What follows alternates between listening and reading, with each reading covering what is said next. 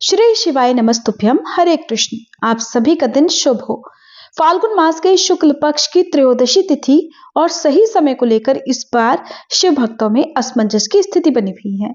दरअसल इस बार त्रयोदशी तिथि के आरंभ और समापन के समय में अंतर के कारण प्रदोष व्रत किस दिन रखा जाए, इसे लेकर बहुत ज्यादा असमंजस बना हुआ है।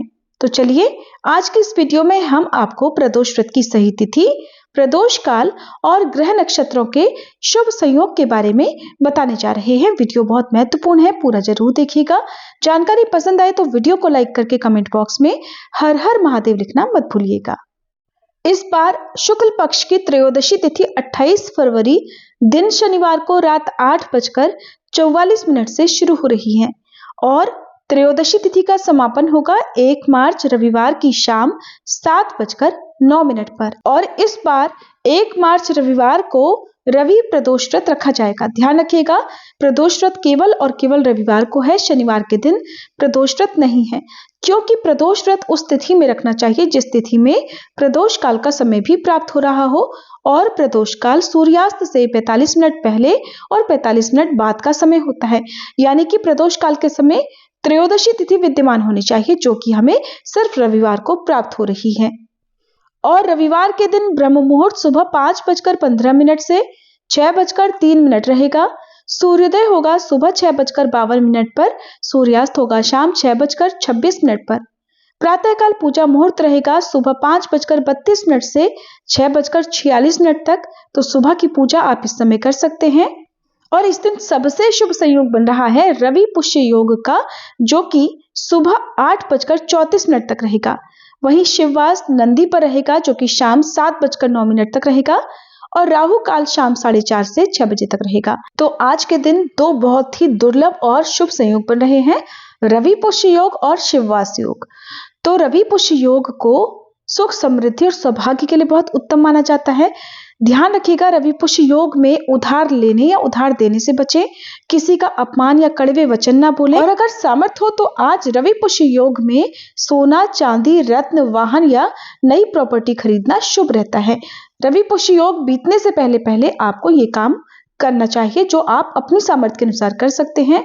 वहीं तिल, गुड़, गेहूं और लाल कपड़ों का दान रवि पुष्य योग में करने से अत्यंत शुभ फलों की प्राप्ति होती है। कुंडली में सूर्य और शनि संबंधी दोष दूर होते हैं। रविवार के दिन प्रदोष काल का समय रहेगा शाम 5:41 से 7:11 तक। तो शाम की मुख्य पूजा आपको इसी शुभ मुहूर्त में करनी है। इसके बाद आप अपना उपवास चाहें तो भगवान शिव को अर्पित किए गए प्रसाद को ग्रहण करके खोल सकते हैं। वैसे अधिकतर लोग रवि प्रदोष व्रत का पारण अगले दिन सूर्योदय के बाद ही करते हैं, जो कि शास्त्र सम्मत भी माना गया है। प्रदोष काल की पूजा करने के बाद भगवान शिव का स्मरण कर केवल सात्विक चीजों का प्रसाद आप ग्रहण कर सकते हैं। और अगर आप प्रदोष व्रत का पारण अगले दिन सुबह करना चाहते हैं तो 2 मार्च की सुबह 6:12 से 7:38 के बीच में व्रत खोल सकते हैं। प्रदोष काल के दिन स्नान करके साफ स्वच्छ वस्त्र धारण कर पूजा का या उपवास का संकल्प लें। आसपास शिव मंदिर में जाकर शिवलिंग पर जल अर्पित करें, चंदन लगाएं, भांग, धतूरा, बेलपत्र, बेर फल आदि या मौसमी फल अर्पित करें। शिवलिंग के समक्ष धूप दीप जलाकर श्रद्धा भाव से कथा का श्रवण करें, शिव चालीसा का पाठ करें। अंत में आरती उतारकर भगवान को भोग लगाएं। दिन भर उपवास रखें और उपवास के दौरान केवल जल, फल, दूध, दही या फिर घर पर निकाले गए फलों के जूस का सेवन कर सकते हैं।